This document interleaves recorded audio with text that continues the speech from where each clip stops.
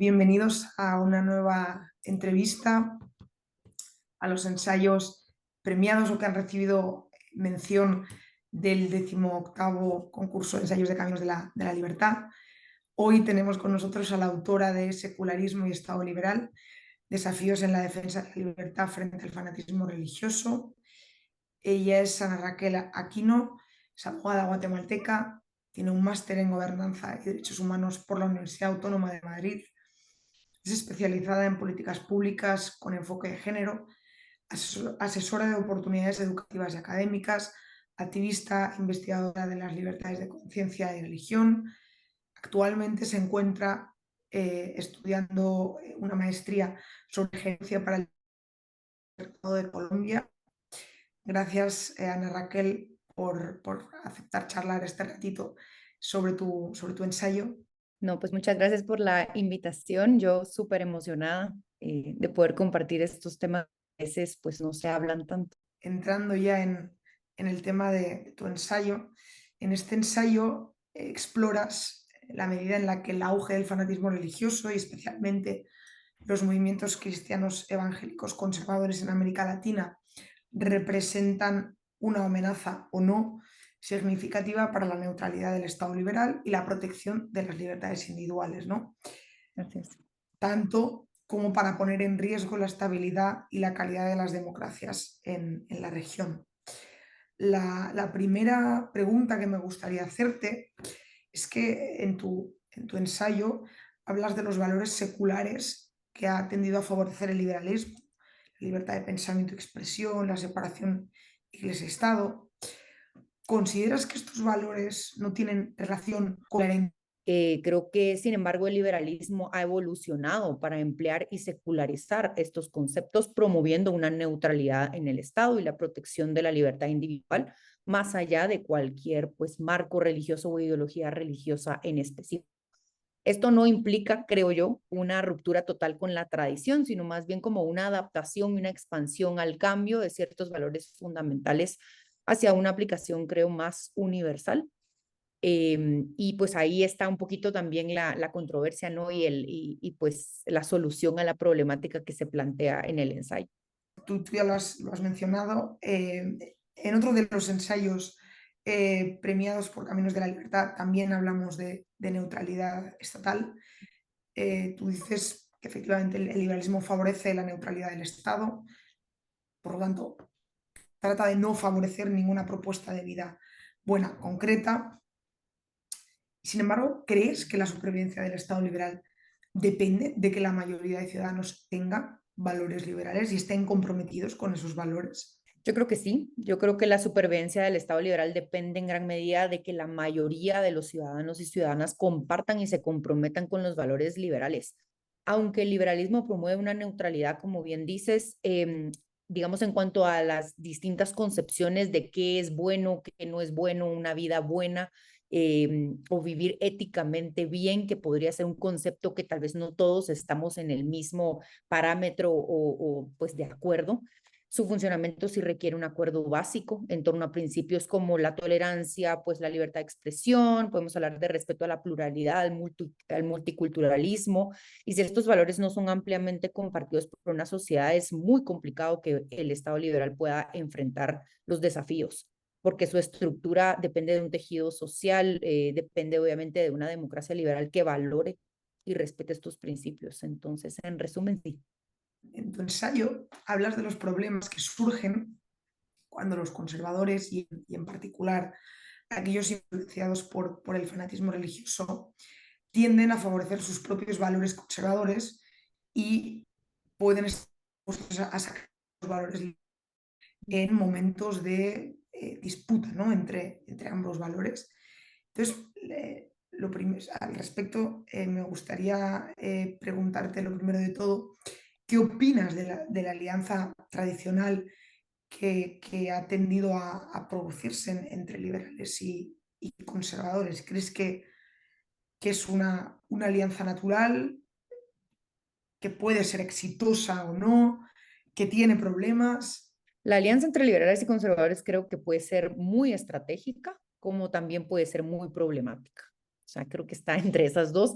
Es natural en el sentido que ambas corrientes pueden compartir ciertos objetivos, como pues esta defensa de las libertades, los derechos humanos, sobre todo libertad de mercado, por ejemplo, que pudieran ponerse de acuerdo en ciertos temas, o el rechazo hacia ciertas dictaduras o ideologías autoritarias, por ejemplo. Sin embargo, la alianza puede ser muy frágil y puede ir mutando en el tiempo debido a diferencias fundamentales en la base en cuanto a la visión del papel de la religión y la moralidad en la vida pública. Por ejemplo, en este caso en específico, los liberales tienden a defender una mayor neutralidad del Estado, mientras que los conservadores podrían estar inclinados a promover, por ejemplo, valores religiosos o tradicionales en cuanto a que los liberales no estén de acuerdo. Y este pues choque de intereses puede poner en peligro, creo yo, la estabilidad y una cohesión de ese contrato social o de la alianza misma que los hizo pues en un principio estar más unidos, especialmente cuando hay más pues disputas, hay tiempos de crisis, cosas que no se vieron venir probablemente, pero creo que es natural en el sentido estratégico, pero tal vez sí es más problemático en la base, ¿no? Porque no están unidos bajo un mismo sistema de valores. ¿Hay algún ejemplo que tú hayas identificado, ¿no? Ya sea pues, alianzas que se han producido al interior de un partido, alianzas que se han producido al interior de un gobierno, ¿no? Generando un gobierno de coalición o incluso alianzas entre líderes de diferentes países en los que pues, haya habido una alianza entre actores conservadores y actores liberales, en los que finalmente en algunos aspectos se haya ido, digamos, a sacrificar la libertad, ¿no? En pos de... Si hablamos de democracias latinoamericanas, parece que en Europa también hay muchísimos ejemplos de esto, en Estados Unidos también. Los sistemas bipartidistas tienen una manera interesante de funcionar, pero en las democracias latinoamericanas, por ejemplo, posconflicto o de justicia transicional, obviamente hay diferentes grupos que se tienen que, voy a decirlo entre comillas, sacrificar de intereses para poder llegar a acuerdos, ¿verdad? Guatemala podría ser un ejemplo, podría ser un ejemplo El Salvador, incluso Colombia, donde me encuentro ahora mismo, pues siguen en ese pacto social de justicia transicional tan complejo como lo es pues un escenario posguerra. Y si hablamos, obviamente, de temas electorales, creo que también podríamos hablar que en Estados Unidos, entre los mismos demócratas, aunque no se consideren tan liberales o si no se consideran los mismos conservadores tan conservadores, igual se han tenido que aliar porque si no, no van a ganar pues un buen terreno, ¿no? De política electoral y no van a ganar. Entonces creo que dentro de los mismos partidos, si podemos hablar de demócratas o republicanos en el caso de Estados Unidos, también se han tenido que unir entre ellos, aunque algunos sean más conservadores que otros. Entonces no creo que tampoco sea la división exacta entre liberales y conservadores, porque dentro de estos dos aspectos también existen pues matices, ¿no? Y es complejo. Mi pregunta sería, o qué crees, más bien, que hace falta para que exista una libertad religiosa de facto y para que la democracia liberal sobreviva. Es que la secularización vendría a ser una condición necesaria, pero no suficiente. Sí, estoy de acuerdo con esa última afirmación. Creo que la secularización es una condición necesaria para la libertad religiosa, pero no es suficiente por sí sola para que exista una verdadera libertad religiosa y para que la democracia liberal sobreviva. Yo creo que es necesario un compromiso activo con los derechos individuales, incluyendo una protección a las minorías y la promoción de un entorno en donde todas las creencias puedan coexistir y se puedan entender desde las bases. Muchos de los problemas interreligiosos nacen porque la zona, grupo de personas no entienden los conceptos básicos del conocimiento de la materia o la ideología o religión, como le quieran decir, misma. O sea, el tema filosófico también está muy detrás de los mismos conceptos que tú estás hablando y la mayoría de problemas se trata de eso y a partir de eso yo asumo que conozco la ideología del otro. Entonces, sí debe existir una coerción y creo que además es fundamental y crucial fomentar una cultura cívica que valore esa pluralidad y el diálogo, porque de eso se puede ganar mucho. En vez de perder, ¿verdad? Mucho, creo que podemos mucho. Ahora estabas mencionando, ¿no? La necesidad de ese compromiso activo con con aspectos como la libertad religiosa y en general con la democracia liberal. Por otro lado, ¿no?